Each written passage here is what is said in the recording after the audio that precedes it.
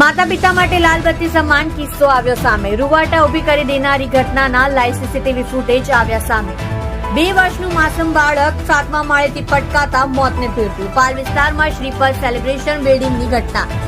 બિલ્ડિંગના 7મા માળેથી પટકાતા 2 વર્ષીય બાળકનું મોત. હાઉસકીપિંગનું કામ કરતી માતા 2 વર્ષીય બાળકને પોતાની સાથે કામ પર લઈ ગઈ હતી. માતા કામ કરી રહી હતી તે દરમિયાન બાળક રમતા રમતા 7મા માળેથી નીચે પટકાયું. 2 વર્ષીય ભવ્ય બિલ્ડિંગના 7મા માળે દાદર પાસે રમી રહ્યો હતો. સિવિલના તબીબોએ બાળકને મૃત જાહેર કર્યો. હચમચાવી દેનારી આ ઘટના અન્ય માતા પિતા માટે ચેતવણી સમાન છે. પાલ પોલીસે અકસ્માતની ઘટનાને લઈ તપાસ હાથ ધરી.